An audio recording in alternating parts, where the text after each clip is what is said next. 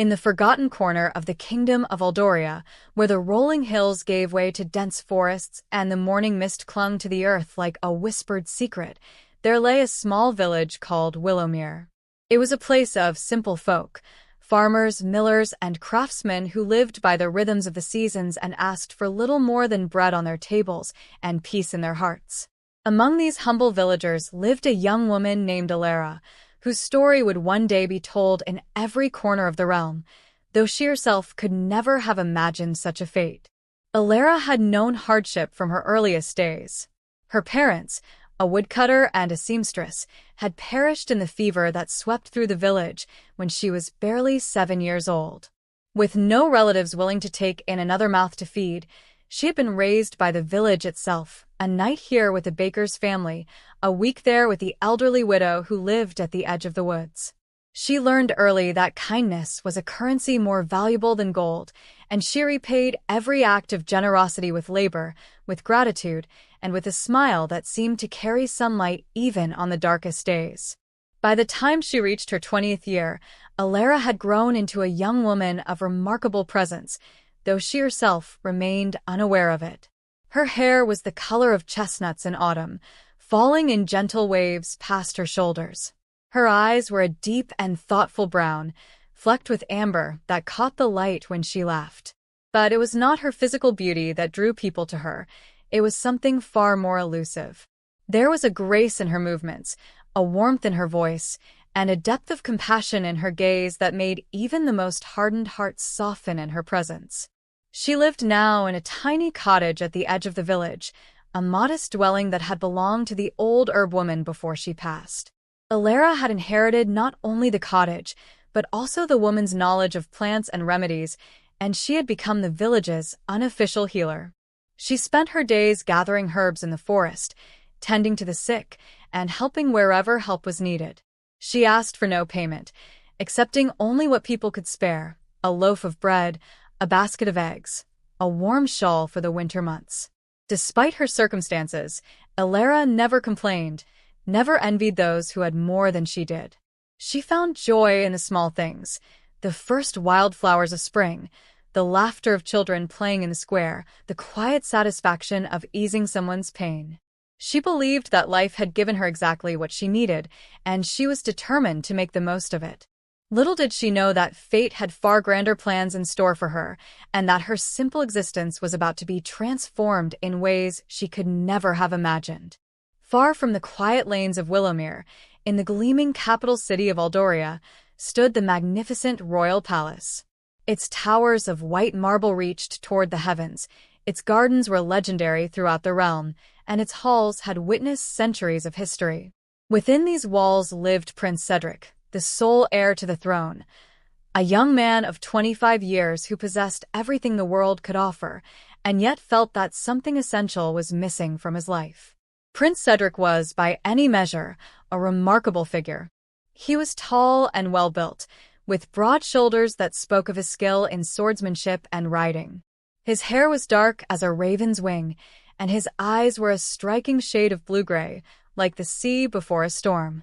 He had been educated by the finest tutors, trained by the greatest warriors, and groomed from birth to one day rule the kingdom. He was intelligent, capable, and respected by all who knew him.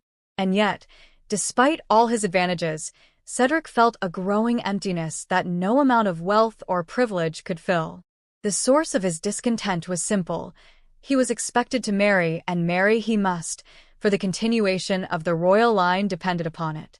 His father, King Eldric, had grown old and frail, and the matter of succession weighed heavily on the entire court. For the past 2 years, the palace had been flooded with eligible noblewomen from every corner of the kingdom and beyond, daughters of dukes and earls, princesses from foreign lands, beautiful and accomplished young women who would have made any man proud. Yet Cedric had rejected them all. It was not that they were unworthy. Many were kind, some were clever, and several were breathtakingly beautiful. But there was something missing in every interaction, something that Cedric could not quite name, but felt with absolute certainty. These women saw only the crown, only the palace, only the power that came with being queen. They smiled too readily, agreed too quickly, and never once challenged him or spoke to him, as though he were simply a man rather than a prince. He longed for authenticity, for connection, for someone who would see past the trappings of royalty and recognize the person beneath. His mother, Queen Isabel, watched her son's growing melancholy with concern. She alone understood what he sought, for she herself had been a minor noblewoman when she captured King Aldric's heart with her wit and spirit. She counseled patience, assuring Cedric that love could not be forced and that when he found the right woman, he would know it.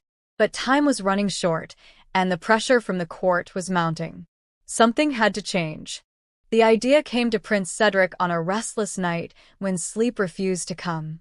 He lay in his ornate bed, staring at the canopy above, and thought about all the noble daughters he had met. Every one of them had been presented to him in formal settings, grand balls, elaborate dinners, carefully orchestrated meetings where every word was calculated and every gesture rehearsed. How could he possibly know anyone's true character under such artificial circumstances? It was like trying to judge a bird's flight while it remained caged. What if he could meet women who had no idea who he was? What if he could travel among his people as a common man, seeing them as they truly were and allowing them to see him the same way? The more he considered it, the more the idea took hold. He would disguise himself as a traveling merchant or perhaps a wandering scholar. He would journey through the villages and towns of his kingdom, and he would observe the people, particularly the young women, without the distorting lens of royalty. When he presented this plan to his parents the next morning, King Aldric was initially opposed. It was dangerous, undignified, and highly irregular. But Queen Isabel, reading the desperate hope in her son's eyes, intervened on his behalf. She reminded her husband of their own unconventional courtship, of the value of seeing people as they truly are. After much debate, the king reluctantly agreed, on the condition that Cedric take a small guard disguised as fellow travelers and return within 3 months. And so, on a crisp autumn morning, Prince Cedric rode out from the palace, not as a prince, but as Master Cedric, a merchant's son interested in studying the customs and crafts of the rural villages. He wore simple clothes of good quality, but not extravagance, and he carried himself with the easy confidence of a prosperous, but not wealthy young man. His guards, similarly disguised, kept a respectful distance, close enough to protect him but far enough to maintain the illusion. The journey took him through prosperous towns and struggling hamlets, through fertile valleys and windswept moors. Everywhere he went, he observed and learned. He saw hardship and resilience, cruelty and kindness, beauty and squalor.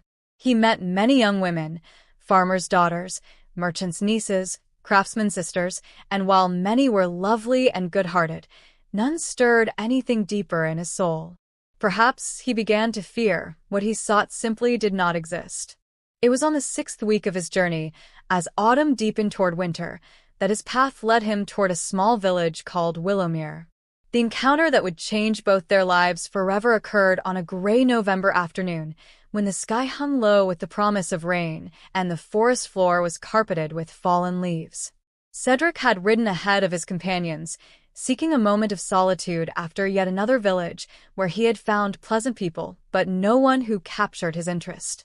His horse picked its way carefully along the narrow path, and Cedric allowed his thoughts to wander. He was so lost in contemplation that he did not immediately notice the sounds of distress coming from somewhere ahead. When they finally registered, a child's crying, a woman's concerned voice, he urged his horse forward and came upon a scene that would remain etched in his memory forever. A young woman knelt beside a small boy of perhaps 6 years, who sat on a fallen log clutching his ankle and weeping. The boy had clearly injured himself, probably while climbing, and was in considerable pain. But it was the woman who captured Cedric's attention. She was speaking to the child in low, soothing tones, her hands gentle as she examined his ankle. There was no panic in her manner, only calm competence and genuine warmth. When she noticed Cedric approaching, she looked up with clear brown eyes that held neither fear nor false modesty. She simply assessed him as she would any stranger, with reasonable caution but without servility.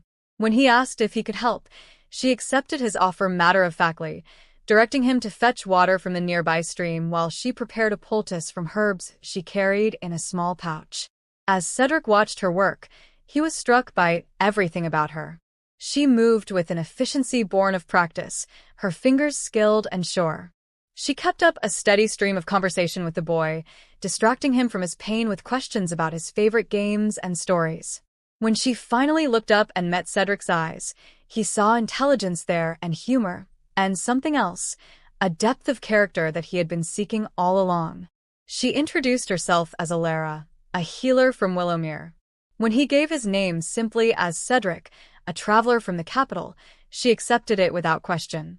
She did not flutter or flirt or try to impress him. She simply treated him as one human being treating another, and Cedric felt something shift inside him. After they had carried the boy back to the village and delivered him safely to his grateful mother, Cedric found reasons to linger. And when Alara invited him to take shelter from the coming rain in her cottage, he accepted without hesitation. What began as a chance encounter soon deepened into something neither of them had expected. Cedric sent word to his disguised guards that he would remain in Willowmere for a time, and he took lodging at the village inn. But his days were spent almost entirely in Alara's company, and with each passing hour, his certainty grew. He accompanied her on her rounds, watching as she tended to the elderly miller's aching joints, the blacksmith's wife's persistent cough, a young mother's newborn who struggled to nurse.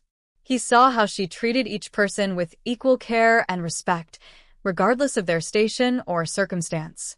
He noticed how the villagers loved her, not because she sought their approval, but because her goodness was genuine and unforced. In the quiet evenings, they sat by her small fire and talked. Alara spoke of her childhood, her parents, her years of being passed from household to household.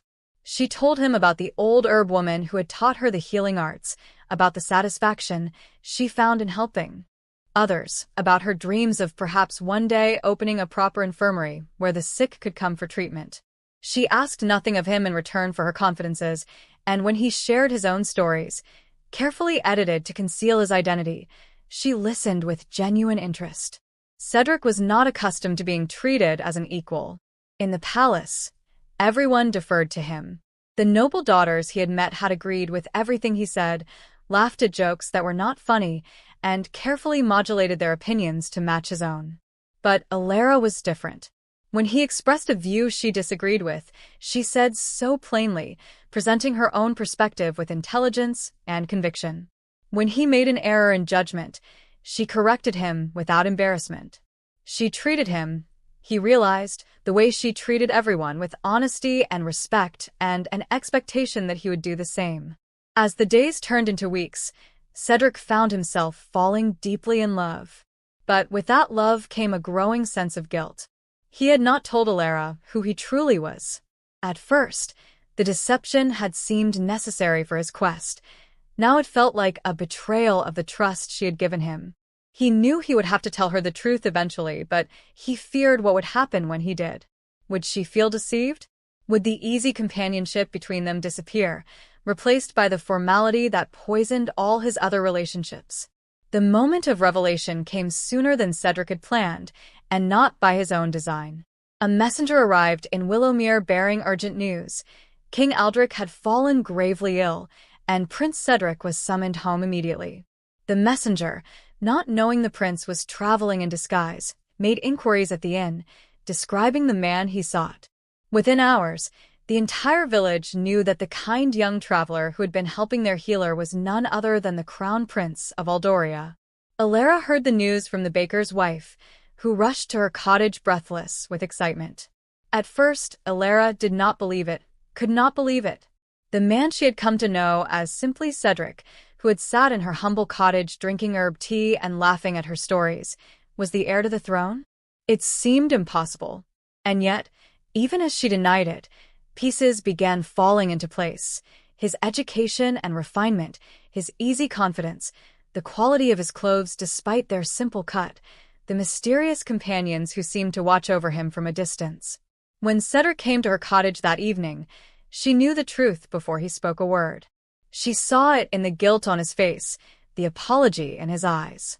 He explained everything: his weariness with the artificial world of the court, his quest to find someone genuine, his growing love for her, and his fear of losing it.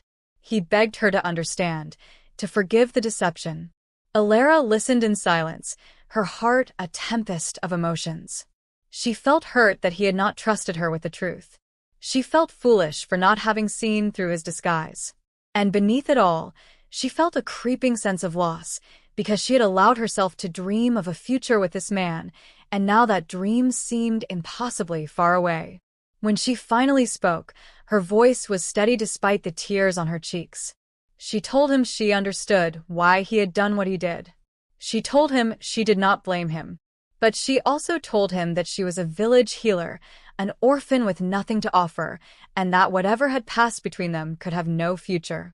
A prince did not marry a commoner. That was not how the world worked. Cedric reached for her hand, his own voice thick with emotion. He told her that he did not care about the world's expectations. He told her that she was the only woman who had ever seen him as himself rather than as a prince.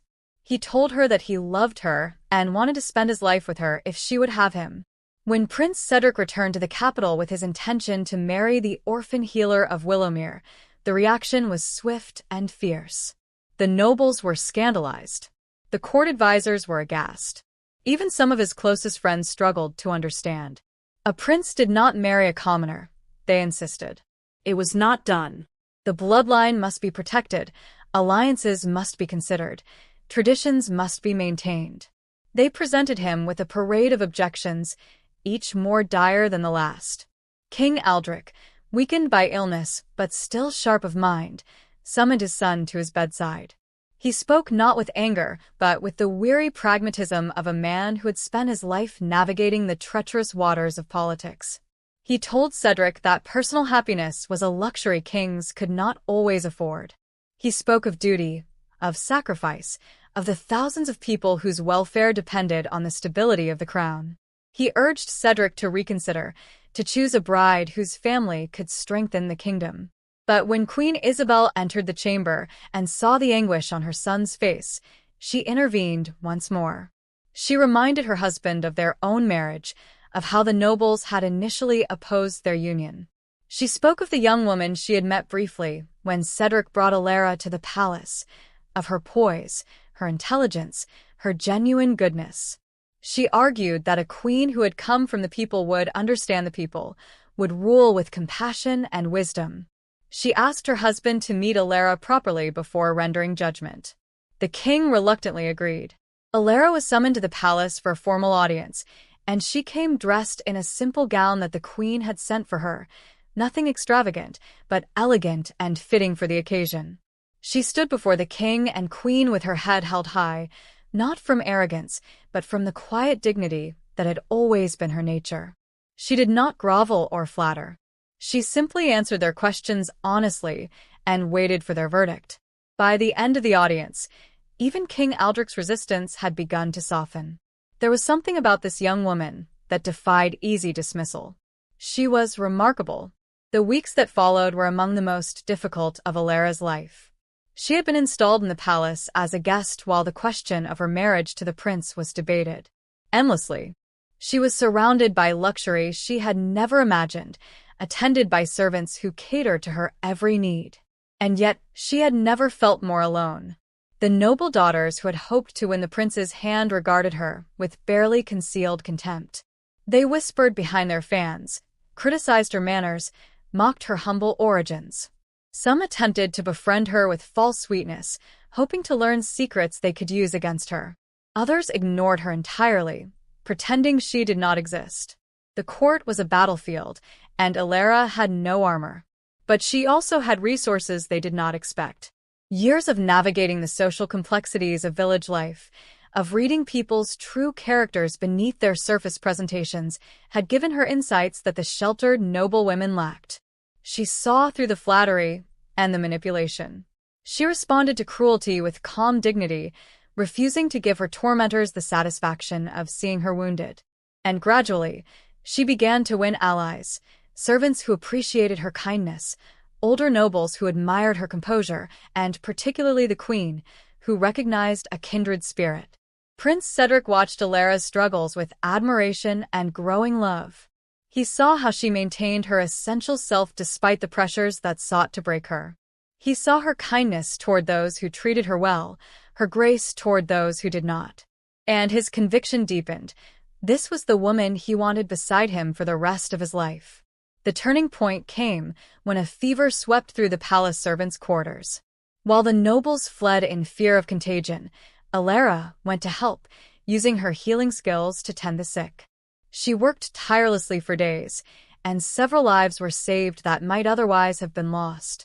When word of her actions spread, the tide of opinion began to turn. The wedding of Prince Cedric and Alara of Willowmere was held on a brilliant spring morning, when the palace gardens were awash with flowers and the air was sweet with the promise of new beginnings.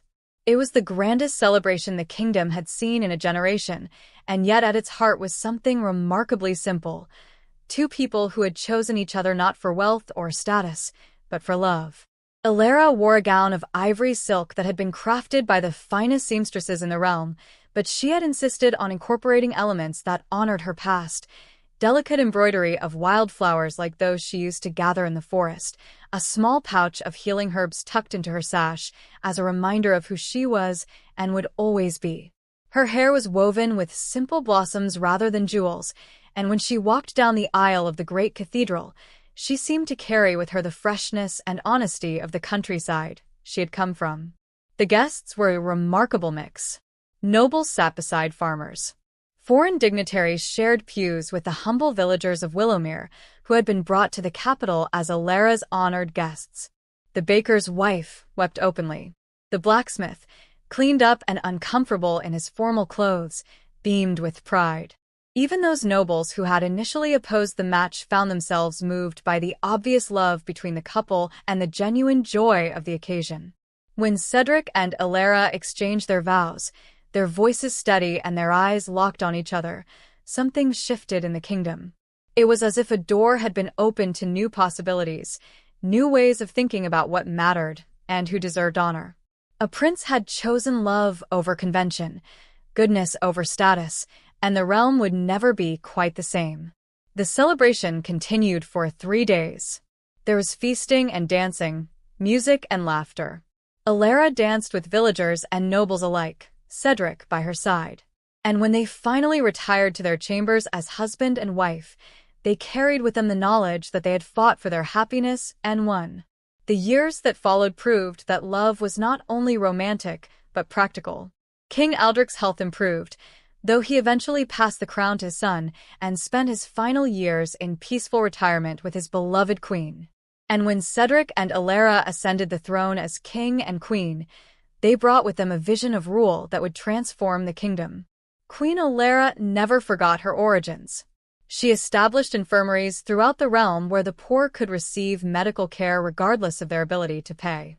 She championed education for common children, opened the palace grounds to the public on special occasions, and made herself accessible to petitioners from all walks of life. She was beloved by the people, not because she had risen from among them, though that certainly helped, but because she genuinely cared for their welfare and worked tirelessly on their behalf. King Cedric, meanwhile, found that marriage to Alara made him a better ruler. Her perspective, rooted in the realities of ordinary life, helped him understand his people in ways his noble advisors never could. Her counsel was wise and grounded. Her presence gave him strength. Together, they faced the challenges of governance, difficult decisions, political intrigues, the inevitable conflicts and compromises, with a partnership that was the envy of the realm. They had 3 children, each of whom was raised with the values both parents cherished: kindness, integrity, humility, and service. The princes and princess were taught to see all people as worthy of respect, regardless of birth. They spent time among the common folk, learned practical skills alongside their royal education, and grew into leaders who would one day continue their parents' legacy. As for the village of Willowmere, it flourished under royal patronage. The cottage where Alara had once lived became a small museum commemorating her story, visited by pilgrims from across the kingdom who found hope in her example. The message was clear: Goodness could triumph over circumstance. Love could bridge any divide, and the humblest beginnings were no barrier to the most extraordinary destiny. And so the tale of the poor orphan and the prince became legend, a story told to children at bedtime and sung by bards at festivals. Among all the beautiful girls in the kingdom, the rich prince had chosen the poor village orphan, not despite her humble origins, but in part because of them, for they had shaped her into the remarkable woman she had become. And in choosing her, he had found not only love but wisdom, not only a queen but a partner, not only happiness but purpose. Their story reminded everyone who heard it that true worth lies not in gold or titles, but in the quality of one's heart.